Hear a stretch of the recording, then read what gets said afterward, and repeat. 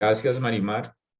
Para nosotros es un gusto estar acá. Agradecemos a la doctora Sandra su invitación y para mí es un gusto todavía mayor estar aquí moderando este panel con estos dos excelentes panelistas, el doctor Jorge y el doctor Juan Carlos. Bienvenidos. Y bueno, creo que entramos en el tema. Básicamente el tema central es lo que a mí me gusta llamar la inteligencia híbrida y así de hecho se conoce como inteligencia asistida también. Y es como nosotros, el personal de salud, yo soy médico y en general el personal de salud, enfermería, todas las profesiones relacionadas con este campo, mm, están inmersas o estamos inmersos en una transformación que es una transformación del mundo, no es siquiera es una transformación sectorial, es una transformación global.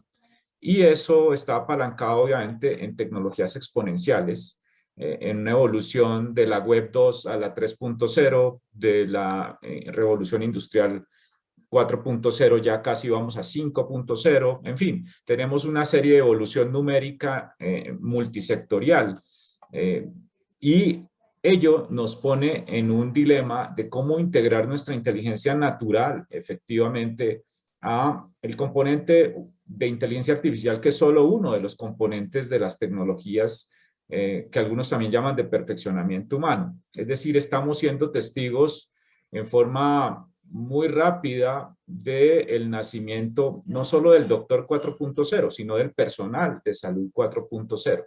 Yo quisiera empezar por preguntarle al doctor Jorge y al doctor Juan Carlos, ¿qué hace un profesional de la salud 4.0 que no hace un profesional 3.0? Es decir, ¿en dónde está esa diferencia?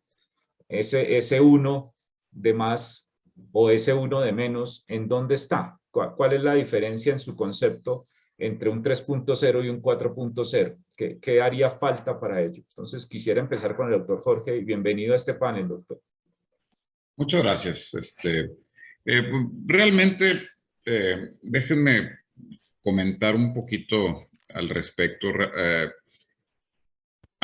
Desde mi punto de vista y como nosotros lo vemos, esto es numerología de 3.0, 4.0, pues realmente es más mercadológico que otra cosa. Estamos enfrentándonos a una evolución y un recambio tecnológico con una velocidad impresionante. Entonces, del 4.0 vamos a pasar a médico en el metaverso en 6 meses. O sea, entonces, realmente esto está evolucionando de una manera realmente impresionante. Entonces, la diferencia entre el 3.0 y 4.0 realmente variará mucho de país a país, variará mucho de tecnología. Sin embargo, eh, pudiendo platicar un poquito lo que platicábamos hace un segundo antes de entrar a cuadro, Luis y Juan Carlos, entrando un poquito a la parte filosófica de todo esto, yo creo que tenemos que recordar que al final de cuentas la tecnología tiene que estar al servicio del ser humano, ¿sí? O sea, no al revés, porque nos enfrentamos frecuentemente a la parte de que el ser humano empieza a depender tanto de la tecnología y en una, digamos, disciplina tan sensible como la medicina y todas las eh, disciplinas alrededor de la medicina siguen siendo muy humanas y hasta el momento la tecnología no te permite oler, a distancia no te permite tocar, no te permite una serie de habilidades que siguen siendo parte del ser humano. Entonces tenemos y bueno, no dudamos que más adelante pues, la tecnología nos pueda brindar esas herramientas. La parte que yo creo que tenemos que cuidar mucho es lo que se ve como una gran amenaza al futuro próximo, que es el famoso singularity moment. ¿Sí? El momento de singularidad, que es cuando la inteligencia artificial va a ser más poderosa que la inteligencia humana, y entonces es cuando se considera un breakthrough tan dramático como la aparición de la rueda o como entonces yo creo que tenemos que estar muy atentos a eso, como les digo, del 1 al 2 al 3 al 4 al metaverso y nos estamos acercando dentro de Singularity University en Estados Unidos. Se creía que íbamos a llegar a ese momento aproximadamente en el 2050. Y ahorita con los nuevos cálculos, después de toda la evolución que está ocurriendo, realmente se calcula que esto vaya a ocurrir entre el 2025 y 2030. Estamos a nada. Entonces, creo que toda esta evolución, ¿cómo va a impactar la parte médica, la administración de la medicina, el ejercicio de la salud? Creo que es muy, pero muy importante. El pasito, regresando a tu pregunta original, es del 3.0 al 4.0. Realmente yo lo veo, como te digo, prácticamente, o sea, como una parte más mercadológica, más, eh, eh, desde mi punto de vista, lo que ocurrió fue con la pandemia, tuvimos que traer la tecnología que teníamos pensado poner dentro de 5 y 10 años al momento actual, ¿sí? O sea, tuvimos que traerla, ¿por qué? Porque estábamos todos encerrados. Sin embargo, la legislación no fue a la par. La capacidad de los doctores tampoco la desarrollamos. Tampoco desarrollamos la cultura. Entonces, lo único que hicimos fue traer herramientas, pero falta todo un cambio alrededor para realmente el doctor 4.0 realmente sin todos estos cambios legislativos que puedan normar la parte cultural del paciente. Si un paciente se muere en una videoconsulta, ¿de quién es la culpa? O sea, todas estas circunstancias que creo que son extraordinariamente importantes a través de toda esta evolución tecnológica del 3.0 al 4.0 del metaverso, creo que tenemos que tomarlas en cuenta y cómo vamos a capacitar y cómo vamos a poner los límites. Entonces, creo que esas son las grandes disyuntivas. Y el 3.0 al 4.0, te soy bien honesto, o sea, si me dices a mí, ¿qué significa? Pues la verdad es que significa que estamos en una carrera estrepitosa, que tenemos que hacer un alto y pensar como humanidad, dónde tenemos que realmente poner los frenos, tenemos que poner realmente la ciencia y la tecnología al servicio del hombre y no al revés, y tenemos que tener mucho cuidado con eso. No sé si con esto contesto tu pregunta y probablemente no fui tan puntual de decir del 3.0 al 4.0, pero creo que son detalles más, te digo, filosóficos que técnicos, ¿verdad? Ujú. No, de acuerdo, es un tema netamente muy de acuerdo, marquetero, conceptual, ¿no? Creo que no somos como el iPhone, ¿no? Versión 11, 12, 13, 14. Creo que el Internet definitivamente que nació como una tecnología de propósito general de altísima masificación, lo que nos trajo fue una evolución de una ola de innovaciones secundarias dentro de las cuales está todo esto que algunos lo llaman 4.0, después 5.0, después era 6.0, en fin, no sé hasta dónde vamos a llegar.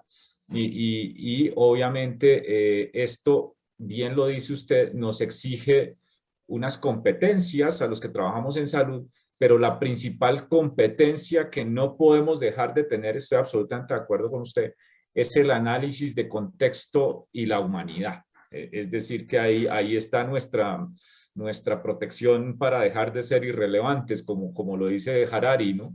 Y usted también tocó un punto muy importante, que es el de la singularidad, ¿no? La, la, la, la ley de Turing nos lo decía, usted la menciona, en el 2040 iba a existir la superinteligencia, que es la inteligencia capaz de emular perfectamente, inclusive superar al ser humano, que hoy con la computación cuántica seguramente viene para el 2030, como usted lo ha dicho, pero también es importante, uno, la regulación, el marco bioético, y sin ninguna duda el cómo convertirnos efectivamente en médicos centauros, ¿no? No en desechar tampoco la innovación, porque la tecnología sí puede ser muy útil, sino en cómo hacerlo en una forma adecuada, equilibrada y sobre todo ética. Creo que usted ha dado en un punto central. Doctor Juan Carlos, ¿cuál es su opinión? Pues digamos que coincido plenamente con lo que ustedes han planteado y con lo que de alguna manera algunos futurólogos, no solamente desde el punto de vista tecnológico, sino sociológico y filosófico, como Harari, que usted lo acaba de mencionar en Homo Deus, eh, y otros que abordan estos temas, pues plantean unas cuestiones que realmente son complejas, particularmente en términos de que antes existían unos relatos y uno más o menos sabía cómo se movía el mundo en determinadas cosas, pero con la velocidad con que cambia hoy, con la complejidad y la interrelación que existe y la fragilidad de alguna manera para tomar estos conceptos de Casio. Creo que es difícil predecir qué va a pasar en los próximos años. En alguna parte de estas reflexiones se plantea que algo que uno antes diría no va a pasar nunca, quiere decir que va a pasar en unos 20 años, y algo que está lejano probablemente sea en 5 años. Y efectivamente el desarrollo o el hecho de que estas tecnologías justamente se hayan convertido en exponenciales es lo que genera pues una cuestión que yo diría tiene o podría tener desde algún punto de vista la misma magnitud de la pandemia de COVID-19. Nos enfrentamos definitivamente a un contexto en el que se están produciendo y se van a producir cambios muy importantes, para los cuales definitivamente no hay un contexto cultural claro, particularmente en este momento. Independiente de que se habla hasta la saciedad que las generaciones de los millennials y los neomillennials y las personas que han nacido después de eso son nativos digitales, es probable que eso pase en algunas regiones del mundo, pero en otras definitivamente no. La tecnología todavía en países en vía de desarrollo, con pobreza multidimensional, se utiliza más para jugar y para hacer amigos que para realmente crecer profesionalmente y para tener un desarrollo en esa línea. Yo cuando hice mi maestría, que la hice en educación con énfasis en cognición y creatividad, hace ya, pues, digamos, muchos años, no sé si realmente son pocos años en el contexto de la evolución del conocimiento, pero era difícil pensar que efectivamente, y ya se planteaba, la inteligencia artificial, particularmente la inteligencia artificial fuerte, llegara pues a desarrollarse y las funciones mentales, por lo menos, de los seres humanos pudieran ser no solamente emuladas, sino quizás mejoradas, como pasa hoy en la actividad. Hoy en día sabemos que muchos de los procesos cognitivos se fundamentan pues en algoritmos, en heurísticas, en procesos bioquímicos, eléctricos, en fin, que sean con silicio o que sean con carbono, pues digamos es una diferencia por supuesto, pero que pueden darse de la misma manera y que sistemas no vivos puedan aprender quizás mejor y absorber mayor cantidad de datos y tener mayor predicción y manejo en algunas de estas funciones, pues ciertamente es algo preocupante para muchas personas. La pregunta que nos hemos hecho, pues en la academia y hoy que estoy al frente de la educación de profesionales de la salud que están en ejercicio, es realmente eso, hasta qué punto va a cambiar nuestras profesiones, hasta qué punto ser un doctor 2.0, 3.0 o 4.0 implique verdaderamente cambios sustanciales en la profesión. El doctor Aspiri hacía referencia a algunas cosas que todavía, digamos, nos corresponden a los seres humanos, como la empatía. No hablo de la intuición porque algunos dicen ya que es un proceso bioquímico y que se puede imitar, pero por lo menos la empatía, por lo menos la capacidad de tocar a alguien, el valor del toque que nos plantea el doctor Verghese, pero que también desafortunadamente por la velocidad con que avanza el mundo, pues se van perdiendo. Y entonces cuando nos centramos en el acto médico, y hablo de médico en el acto del profesional de la salud, como una perspectiva puramente técnica, probablemente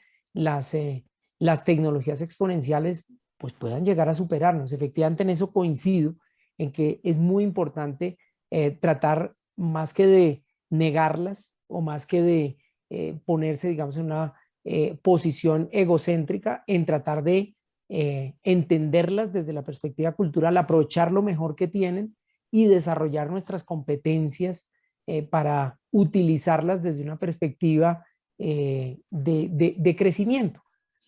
¿Qué significa crecimiento? Pues digamos que Harari plantea ahí en alguno de sus párrafos de este libro Homo Deus algo que es interesante, que dice ¿qué puede pasar con las tecnologías exponenciales? Pues no sabemos con el cerebro con que pensamos ahora, pero es posible que nuestros cerebros se extiendan y se integren con esas tecnologías como ya está pasando, y entonces pues se descubrirán nuevos campos que probablemente todavía no se han explorado. Yo creo que definitivamente en la misma línea que plantea el doctor Aspiri, pues estamos en un momento en que sí es muy importante generar conciencia, un despertar de conciencia, ese cambio cultural, empezar a desarrollar esas competencias digitales que aún en los profesionales muy jóvenes todavía no están muy bien desarrolladas, inclusive las básicas, y empezar a incorporar en nuestros lenguajes y en nuestros pensamientos y en nuestras acciones conceptos pues como la inteligencia artificial, el machine learning, el big data, etcétera, que definitivamente representarán cambios significativos en la forma como ejercemos nuestras profesiones. Que vayan a desaparecer los profesionales de la salud por esa vía, yo diría que no, pero yo diría que sí tenemos que empezar a generar, digamos, esa conciencia y ese entrelazamiento, digamos, de lo que somos como seres humanos y de lo que potencialmente podemos ser y podemos mejorar con el apoyo de estas tecnologías. Juan Carlos, usted ha mencionado unos puntos súper interesantes. Uno es el tema del concepto, el concepto evolutivo. Y en esa medida, las tribus, digamos las generaciones, usted también lo mencionó, pues tienen que asumir esta revolución en forma también diferente. ¿A qué hago referencia?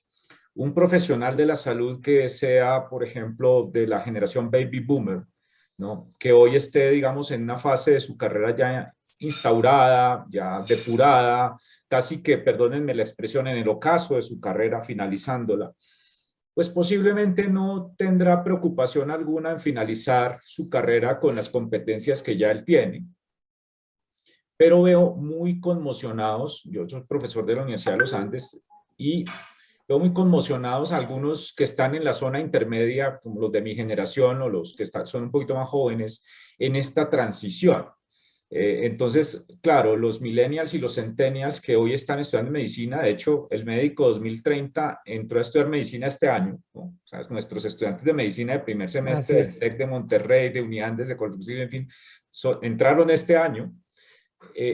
Los veo en un movimiento y en una suerte de congestión hacia que necesitan adquirir competencias como, obviamente, ciencia de datos, programación, implementación digital, en fin.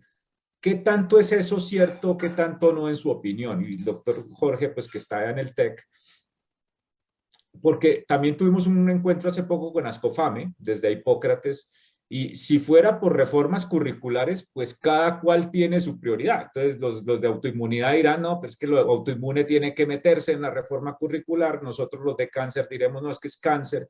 Cada cual defiende que hay que hacer una reforma curricular enfocada en qué tanto tenemos que movernos hacia una adquisición efectiva de competencias 4.0, permítanme decirlas así para alojarlas en un solo grupo, y qué tanto no, ustedes que hacen parte del componente de educación. Doctor Jorge, me gustaría empezar con usted y luego con el doctor Juan Carlos. Muchas gracias. Déjame, les comento, yo soy radiólogo de especialidad con su especialidad en ultrasonido. Y actualmente la gran disyuntiva de la radiología es qué va a hacer el radiólogo.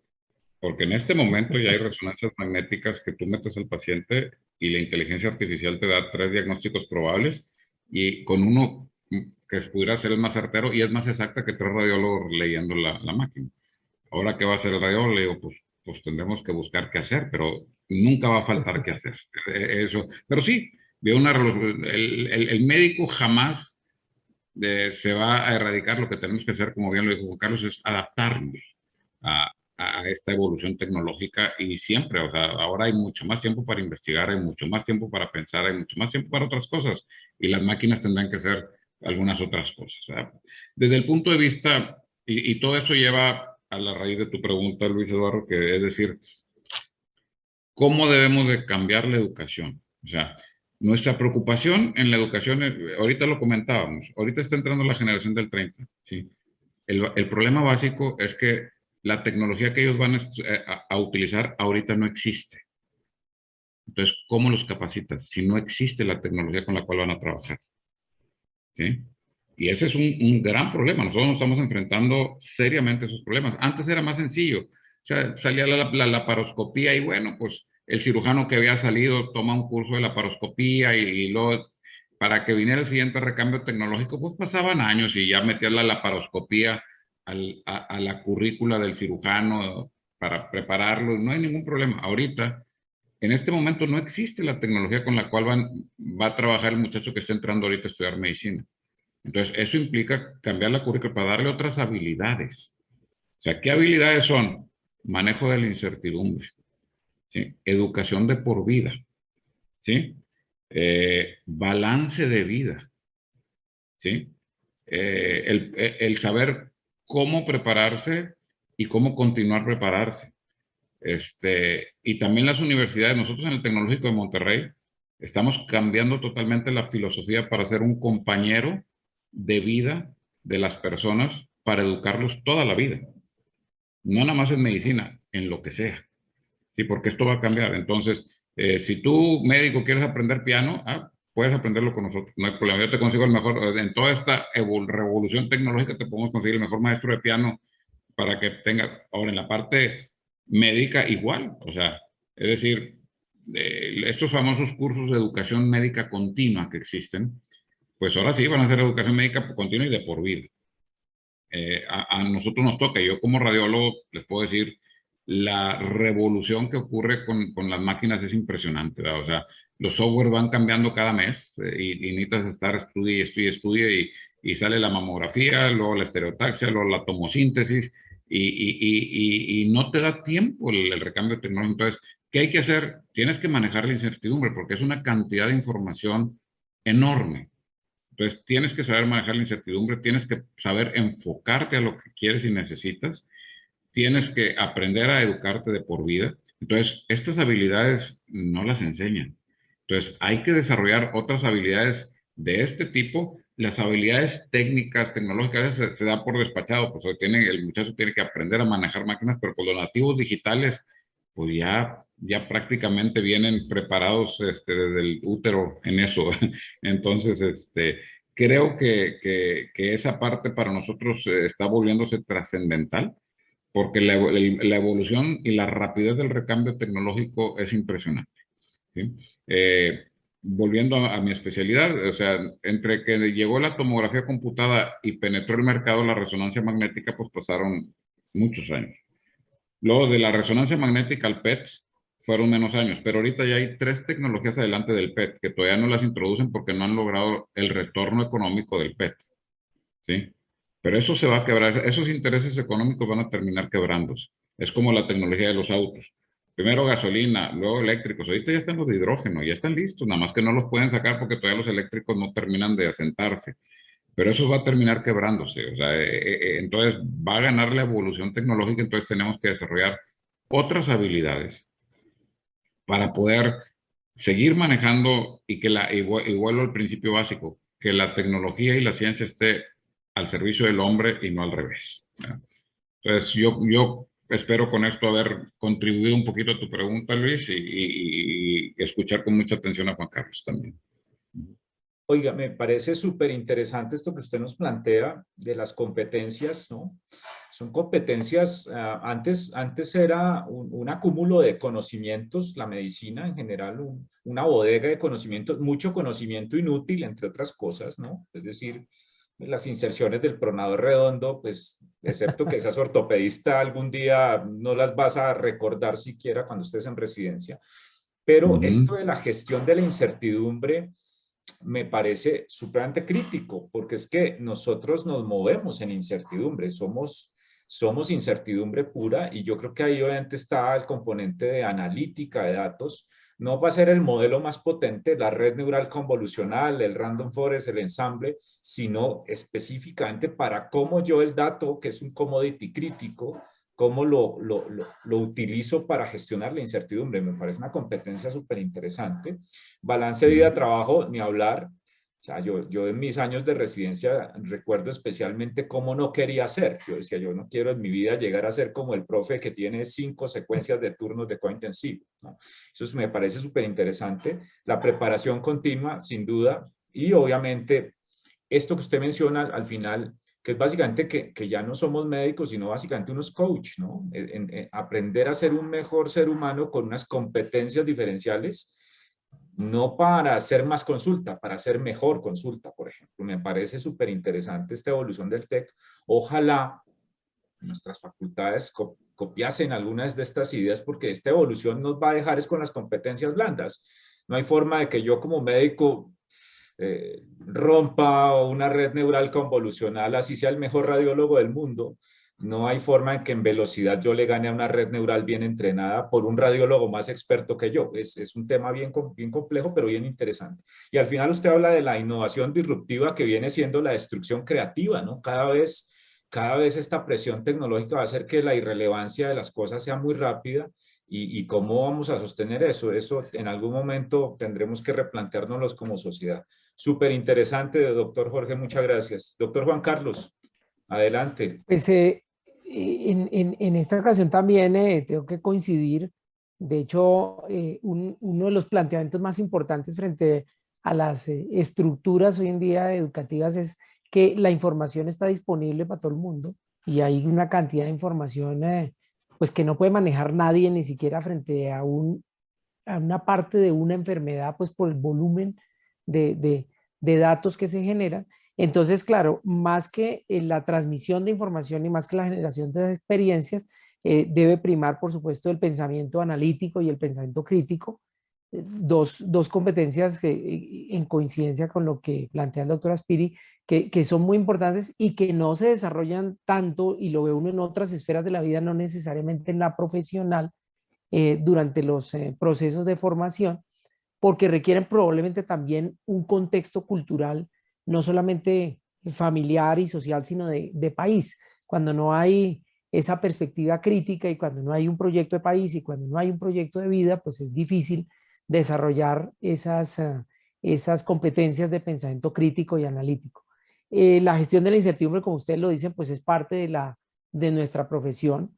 De hecho, siempre habrá, y este es de los pocos casos en que uno puede utilizar el siempre, algo de duda en las ejecuciones y en los ejercicios que tienen que ver con los temas de la salud, porque no hay casos, ni pacientes, ni personas completamente iguales, y porque siempre surgen cosas como la COVID-19, como en su momento el SIDA, como en su momento la hepatitis C, en las cuales tenemos que desarrollar una competencia adicional, que siempre había bromeado con el tema que era importante trabajar la improvisación estratégica, pero hace unos años encontré que efectivamente en algunos países se trabaja en desarrollar la improvisación estratégica, que quiere decir pues ir uno resolviendo el problema e improvisando, idealmente de manera estratégica, mientras logran encontrar una solución real. Ahorita en la COVID-19 creo que sí que fue importante. Y toda esta perspectiva humanística, por supuesto,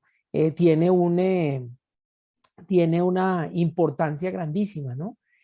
Cuando uno mira que diferentes encuestas muestran que entre el 70 y el 85, por no decir el 100% de los profesionales asistenciales sufren desgaste profesional, que la profesión nuestra tiene el índice más alto de suicidios, que hay el índice más alto de alcoholismo, de divorcios, de destrucciones de vida por tratar uno de efectivamente responder a las demandas de la sociedad, pues se da cuenta que definitivamente sí estamos viviendo la sociedad del cansancio que plantea Byung-Chul Han, en la cual, dice él, los jefes más ambiciosos siempre pensaron tenerlo uno trabajando un buen número de horas al día, pero hoy en día estamos conectados 24/7 y sentimos que somos dueños del mundo por eso, cuando en realidad el mundo es dueño de nosotros.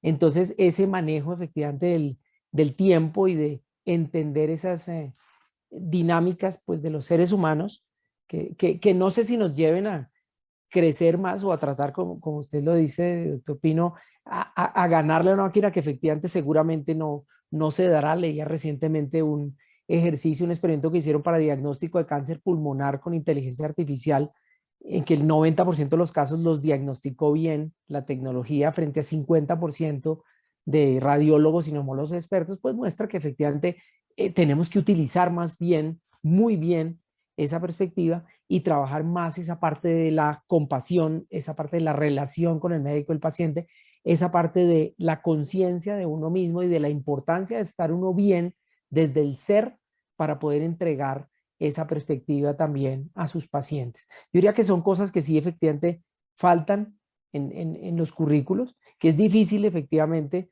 Yo tuve la oportunidad de ser decano de una facultad de medicina durante 10 años y vivía en una lucha constante en que cada uno quería pues que su especialidad o que su espacio tuviera más horas y en la discusión de cuál era más importante, si lo hospitalario, lo ambulatorio, si lo humanístico, lo científico, si la ética o la tecnología. Y al final, pues en teoría debería uno buscar un equilibrio, sobre todo teniendo en cuenta que hoy en día cuando uno termina una carrera, probablemente al final ya el 50 o el 60% de lo que aprendió haya cambiado, como está ocurriendo hoy en día con el paradigma científico actual. Excelente, doctor Juan Carlos. Me queda usted rondando en la cabeza este tema de la improvisación estratégica como capacidad, porque en el mundo de la inteligencia artificial ya se utiliza la improvisación, ¿no? Uno de los elementos de entrenamiento es el aprendizaje reforzado, que es básicamente itera todas las posibles respuestas y quédate con la mejor. Pero nosotros tenemos miedo al fracaso. Los médicos tenemos pavor al fracaso, la tolerancia a la frustración es mínima y no tenemos una gestión adecuada del fallo también, ¿no? Es supremamente interesante esto. Pero bueno, aquí podemos quedarnos horas hablando, realmente fantástico hablar con ustedes dos de estos temas, pero voy a meterle un poquito de picante al tema. No solamente los profesionales de la salud hemos estado en cierta forma atrás en el contexto de la evolución societaria y por eso estamos en estas discusiones, sino también los elementos colectivos. Elementos colectivos me refiero a estas, perdónenme la expresión y es mía, aburridas sociedades científicas, ¿sí? Donde lo mencionaba el doctor Juan Carlos, las facultades de medicina, la burocracia, una facultad de medicina, la burocracia, una asociación científica, que están en la revolución 2.0 o 3.0 todavía, y no hay o no se permitiera ver como un enganche, como un clic entre esa evolución y estas asociaciones o estas estructuras colectivas. ¿Cuál es el papel o qué deberían hacer estas asociaciones científicas, asociaciones de médicos, asociaciones de facultades de medicina, la empresa como tal, para moverse hacia allá en una forma adecuada, en una forma en que sí haya valor en la implementación de estas tecnologías exponenciales? Doctor Jorge, adelante, no sé cómo le ha tocado a usted allá, aunque el TEC pues es una de las instituciones de mayor evolución. Sí, sin embargo, los grandes riesgos exactamente es la masificación. O sea, cuanto más gente tengas que manejar es mucho más difícil. Pero hay conceptos básicos. O sea, esto estamos hablando de un cambio cultural. Y los cambios culturales son de los más difíciles de realizar. Al menos de que venga un evento como la pandemia, donde todos aprendimos a usar tapabocas y todo. ¿Por qué? Porque está en riesgo tu vida y hay órdenes estrictas. Pues bueno, se forza un cambio cultural, pero un cambio cultural voluntario a veces lleva generaciones completas, ¿sí? Entonces, esto es de lo que estamos hablando, es un cambio cultural, donde exactamente los baby boomers pues probablemente tengan que pasar y vengan empujando los nativos y va a llegar un momento en que va a quebrar. Pero mira, yo creo que el enemigo principal de la innovación es la burocracia y el liderazgo autoritario. Entonces, el poder cambiar las filosofías de las entidades de cualquier tipo, llámese sociedades médicas, los médicos somos entrenados de una manera muy ortodoxa, ¿sí? Nos enseñan a ser rey de nuestro pedazo y que nadie colabore. Yo no colaboro con nadie, nadie colabora conmigo, yo soy el rey del quirófano y mis decisiones son de vida o muerte. Así nos enseñan. Y probablemente para el acto quirúrgico esté correcto, pero los médicos que tuvimos por azares del destino o por decisión entrar a la parte administrativa, tenemos que quebrar esas estructuras para saber colaborar. Y eso te va llevando y te va llevando y te va llevando a entender que exactamente para poder innovar tiene que ser un liderazgo participativo e inspirador. Eso es básico, el liderazgo autoritario no funciona con la innovación, ¿sí? Y lo otro es la burocracia. El asesino número uno de la innovación es la burocracia. De llevar al punto A a un punto B, entonces las universidades y las sociedades científicas tienen que, si están convencidos y cuando menos traen en su filosofía la innovación, pues tenemos que empezar por el cambio fundamental de nuestra filosofía de trabajo. a tener valores de este tipo.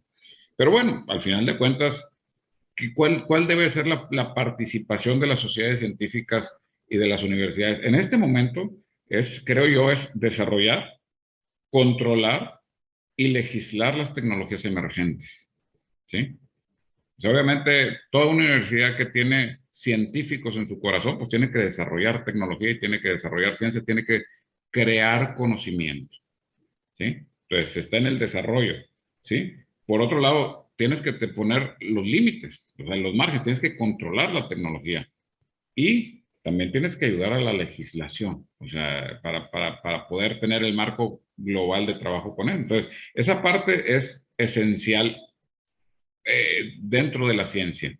Por otro lado, obviamente, desarrollar las capacidades de los profesionales, ¿sí? O sea, el desarrollo, y ya lo comentamos, o sea, que transformamos a una educación de por vida, porque este recambio es tan rápido que necesito acompañarte toda la vida para estarte actualizando, enseñando de las tecnologías emergentes. Nosotros acabamos de lanzar un curso, nosotros ya estamos dando clase en el metaverso, en el tecnológico. Y cuando dicen, ¿y qué es el metaverso? Pues la verdad es que casi nadie sabe qué es el metaverso. Se ve muy bonito, muy sofisticado, pero cuando hablas de él, pues ¿qué? Pues es simplemente la realidad virtual realmente aplicada a una realidad donde necesitas tecnologías altamente veloces, ¿verdad? Pones tus lentes artificiales y estás conviviendo.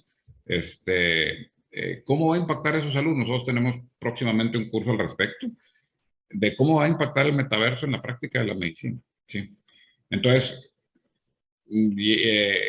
pues muy poca gente sabe de esto, entonces tenemos que ir acompañando a la gente de por vida a manejar. Entonces yo creo que la parte esencial de las sociedades científicas, de las sociedades médicas, de las universidades, es eso, es cambiar definitivamente tu estructura, si quieres innovar, porque esto es innovación pura, ¿sí? Y la innovación es veloz.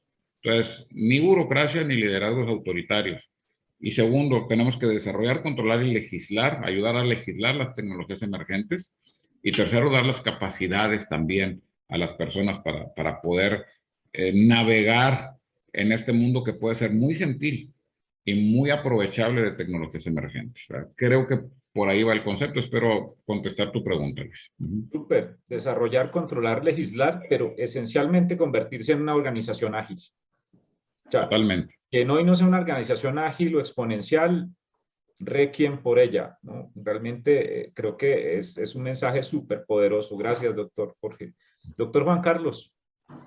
Yo diría que básicamente hay 12 temas, y de hecho en el pasado congreso de la Asociación Colombiana de Gerontología y Geriatría, de la que soy miembro, abordé algunos temas de lo que implicaba la gerontecnología, que básicamente, pues como su nombre lo indica, es la aplicación de la tecnología al mejoramiento de las condiciones de vida de la vejez. Y hacíamos una reflexión que uno cree que todo lo que es tecnología, cuando uno menciona esa palabra, pues es algo nuevo y que nació ayer, pero realmente pues son cosas que pueden tener o dispositivos que simplemente ayudan a mejorar la vida de las personas y pues que tienen muchos años. Lo que pasa es que esa aceleración que ha tenido en los últimos años, que ha convertido a muchas tecnologías en exponenciales, pues es lo que hace un poco que uno tenga que estar como alerta frente al tema.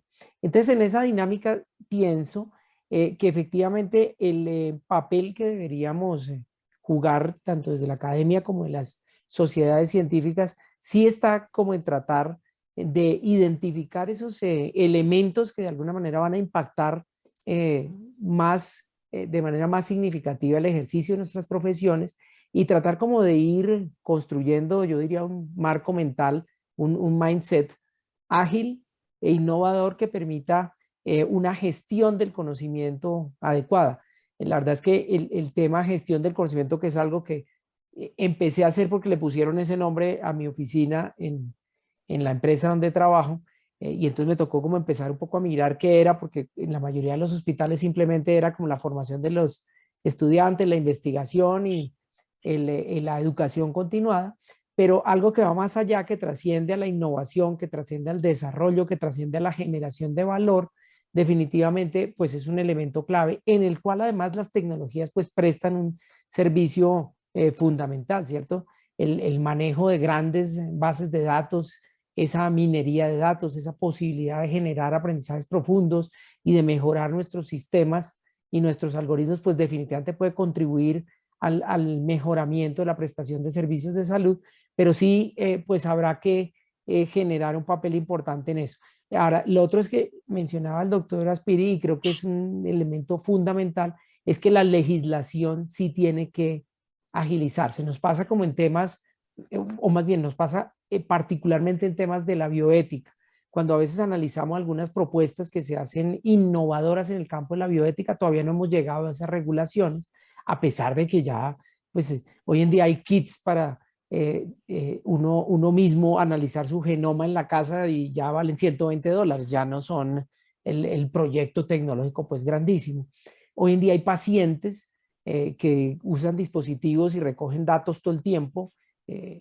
Siempre me ha llamado la atención la historia de Chris Dancy, el hombre más conectado del mundo, que vive con no sé cuántos dispositivos que le miden todos los parámetros y muestra sus resultados en salud. Bajó 45 kilos con el primero, dejó de fumar, mejoró el estrés, bueno, en fin, una serie de cosas, y esos pacientes van a empezar a llegar a nuestros consultorios. Si no tenemos esa capacidad de entenderlos, de entender el mundo, de entender, decía el doctor Aspiri, el metaverso, la realidad virtual, la realidad aumentada, y esas perspectivas que nos plantean nuestros pacientes y la sociedad, pues definitivamente vamos a estar fuera de lo que nos toca hacer y probablemente sí seamos reemplazados, no sé si por la robótica o la inteligencia artificial, pero sí por otros profesionales que sepan entender este contexto y esta cultura de la tecnología.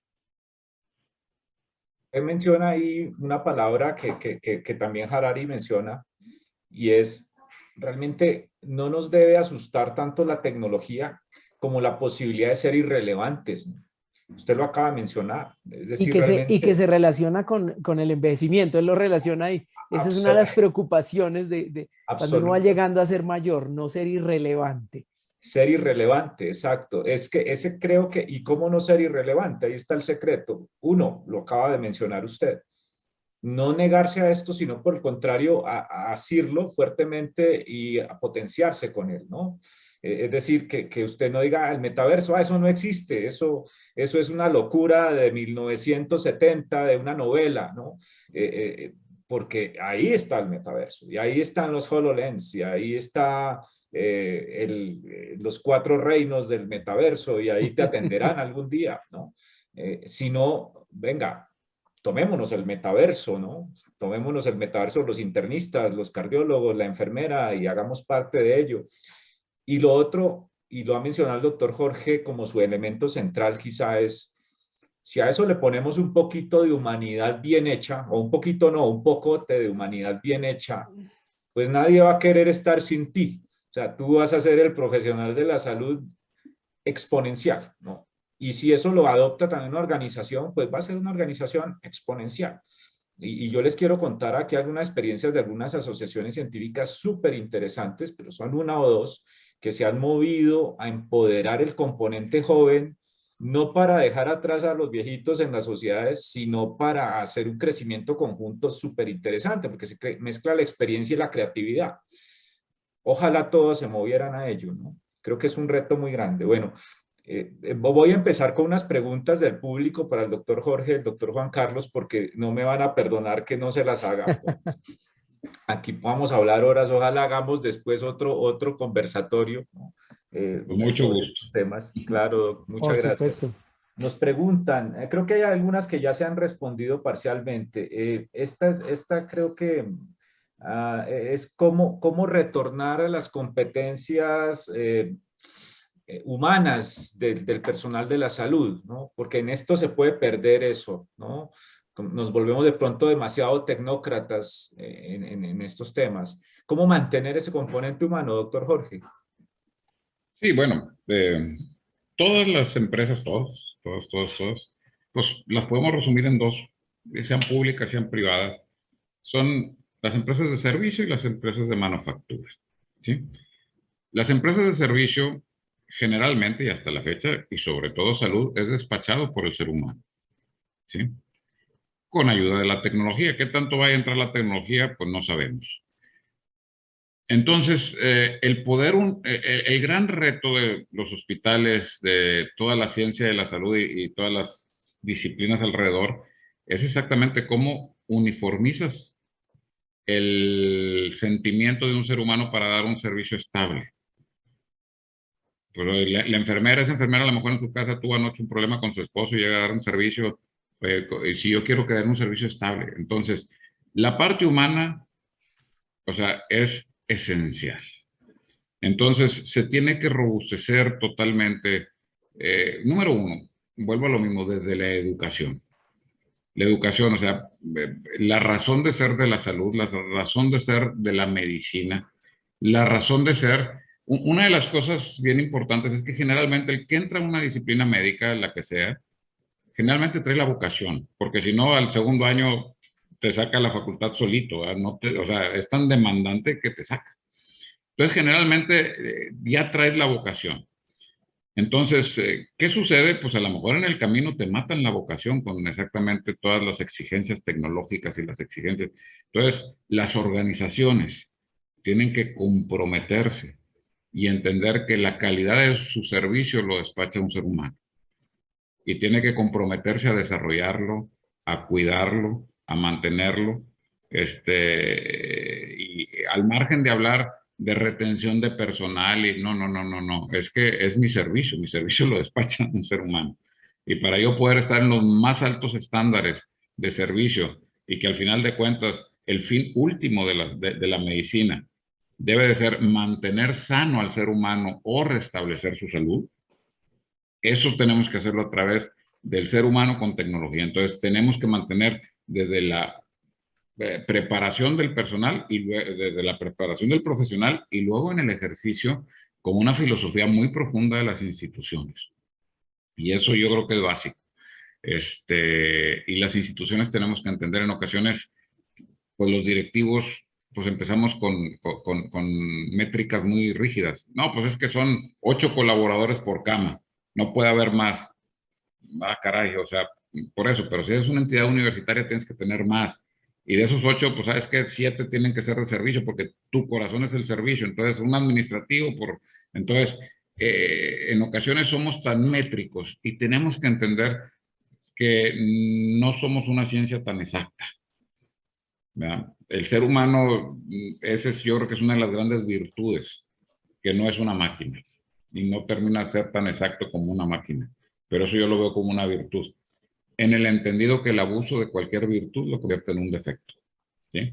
Entonces, si abusamos del ser humano, pues vamos a caer en defecto. Entonces, yo creo que la parte filosófica, la parte, vuelvo a lo mismo, el toque humano, tiene que estar en el corazón de cualquier empresa de servicio, no se diga en salud. Creo que por ahí es. Perfecto. La filosofía del servicio como un activo, ¿no? O quizá el mayor activo de las instituciones de salud. Me parece algo súper relevante. Gracias, doctor Jorge. Doctor Juan Carlos. El más importante, dice Terencio en su obra El enemigo de sí mismo, que soy hombre y nada de lo humano me es ajeno. Y en esa dinámica, pues evidentemente, como seres humanos, lo mencionaba el doctor Aspiri al principio, que laboramos como profesionales de la salud, pues tenemos que definitivamente recuperar esos valores. Eso pasa por esa toma de conciencia de lo que implica ser humano, de esas características de los seres humanos, que es un tema personal. Yo creo que ahí hay una dificultad porque aprender eso o generar un insight de eso o algún descubrimiento, digamos así, como milagroso, pues es difícil que pase realmente parte de procesos de reflexión interna. Me parece que es bien importante. Y lo segundo, el tema de la compasión, que lo plantea también el Dalai Lama, dice, hombre, la compasión no es un asunto religioso, la compasión es un asunto de los seres humanos.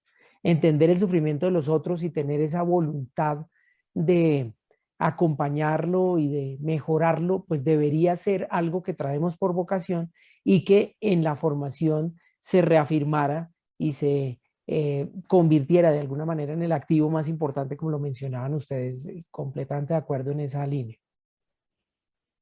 Súper. Pero aquí quiero plantearles algo. Es como nuestra sociedad, la sociedad no hiperconectada, digamos el paciente informado, no, el paciente tradicional que todavía está acostumbrado al modelo dominante, al que tú eres el médico y estás acá y tienes el conocimiento y impones en cierta forma unos planes de tratamiento, en fin. Ese paciente pues se va a acabar, ¿no? Ese paciente que está acostumbrado a ese modelo dominante no te exige que el servicio necesariamente sea una buena experiencia. Digamos que estás atendiéndolo como médico y ya el hecho de que seas un médico prestante, independiente de tu actitud y tu humanidad, hace que ese servicio cobre valor, digamos. Eso no va a pasar con el paciente informado. ¿Cómo hacer que esto de mantener la humanidad, la compasión, la empatía, la filosofía del servicio se alinee con un adecuado incentivo? No para que lo hagas en forma mecánica, sino para que lo veas como una competencia absolutamente necesaria en tu práctica médica.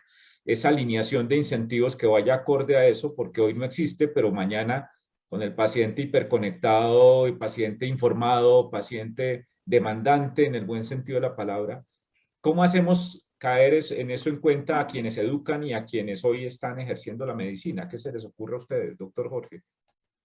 Digo, pues es muy buena y muy difícil tu pregunta, mira. Yo creo que al final de la línea, por más hiperconectado que esté un paciente, jamás vas a ver más que un doctor. Jamás. O sea, y mi hermano que es cardiólogo tiene en su consultorio una taza que dice, si usted consultó al doctor Google, váyase a su casa. Es un poquito más baby boomer, ¿verdad? Pero bueno, al final de cuentas,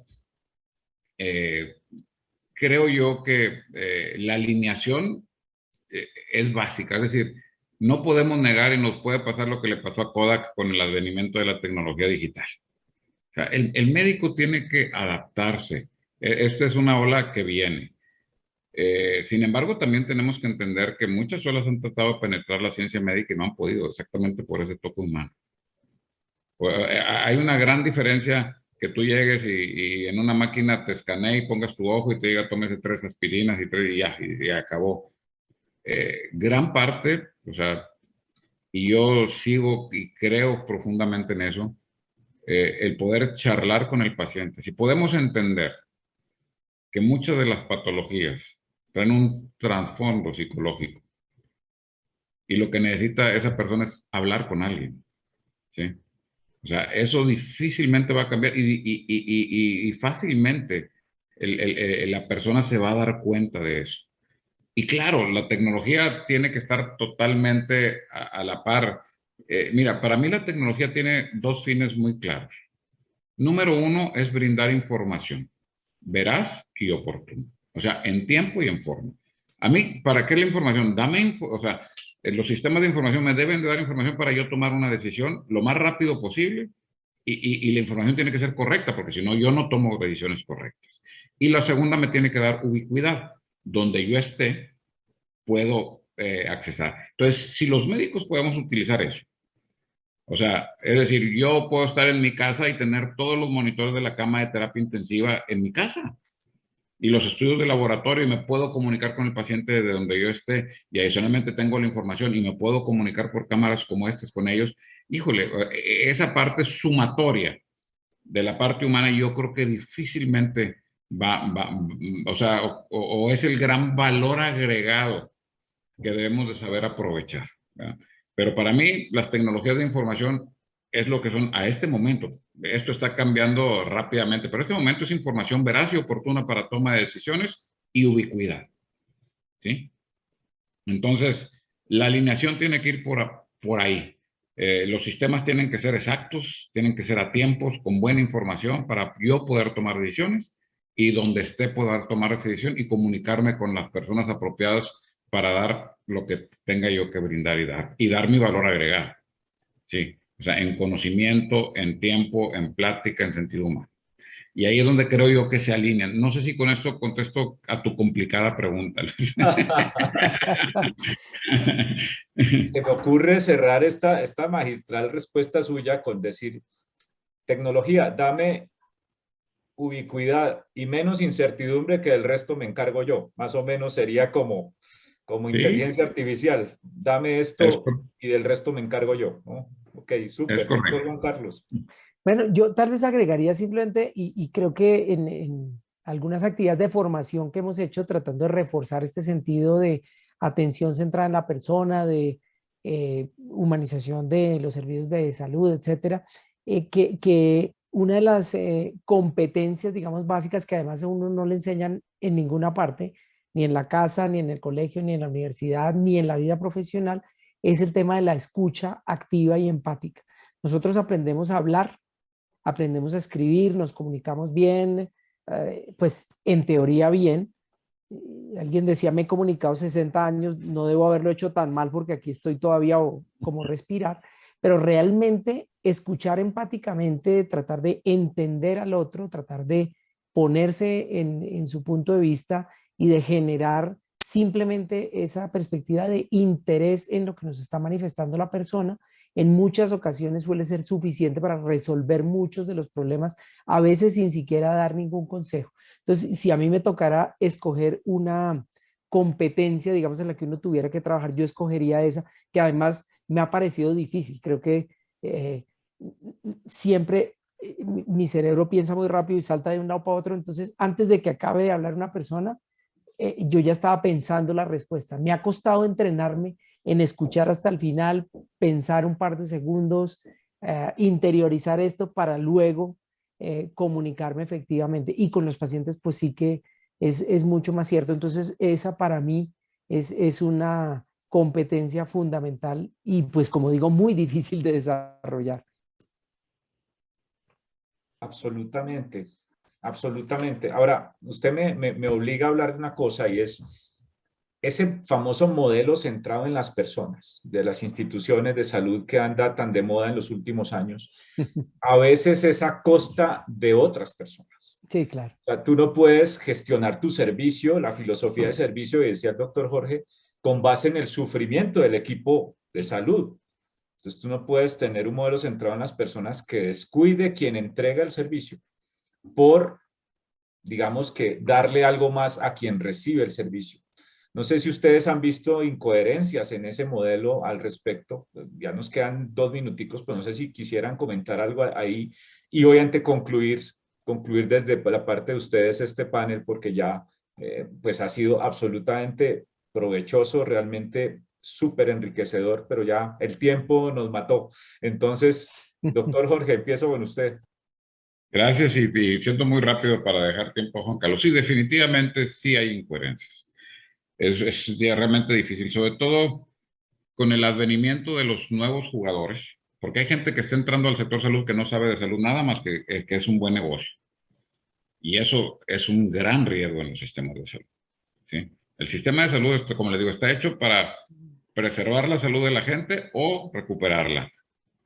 Puede ser o no negocio, muy comprobado está, hace un momento lo comentábamos, que las instituciones que son no, altruistas son los que generalmente tienen los estándares más altos de calidad en salud.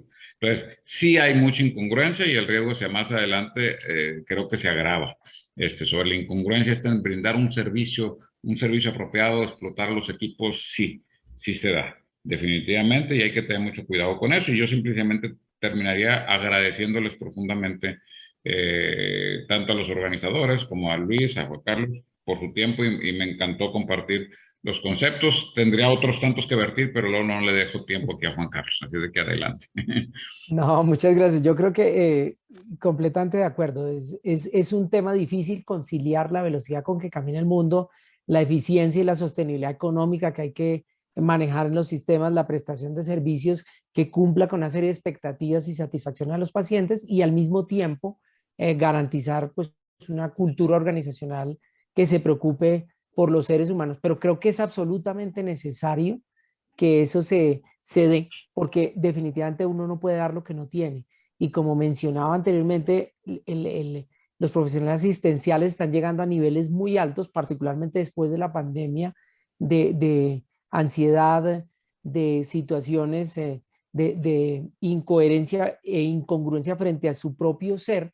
y eso definitivamente pasa factura en algún momento. Entonces creo que estamos en un momento en que hay que retornar a los valores de lo humano, al ser. Pasamos una época de la pandemia, lo conversábamos con alguien ayer, en la cual más que el liderazgo fue importante la gestión, porque evidentemente no había tanto trabajo que hacer en transmitir una visión o en llevar una perspectiva estratégica, sino en responder a unas demandas, y eso requería control, dirección, autoritarismo y otras cosas que son necesarias en algún punto, pero creo que tenemos que volver un poco a restaurar esas pérdidas que tuvimos como seres humanos y que ya desde antes de la pandemia se veían en nuestro sector, para después volver a tomar un liderazgo cada vez más humano, un liderazgo transformacional, un liderazgo desde lo espiritual, plantean algunos, para volver pues a la senda en la cual, centrado en la persona, tome en cuenta a todas las personas, a los prestadores, a los pacientes, a las familias, a los terceros, a la sociedad en general. Bueno, pues nuestra Bueno, y excusa muchas fue... gracias, doctor Aspiri, doctor Pino, que no me No, Juan despedí, les Carlos, muchas agradecí, la gracias. verdad, un honor y bueno, aprendí muchas cosas, que eso siempre es importante de esto. Empezamos hablando de la máquina y terminamos hablando del humano, ¿no? Es bastante una bella ironía, diría yo, de la tecnología, de la inteligencia artificial. Muchas gracias, doctor Jorge, doctor Juan Carlos, espectacular panel. Gracias a Doctor Muchas gracias. 4.0. Muchas gracias. Espero verlos pronto en otro panel. Gracias, Marimar. doctor. Mucho gusto.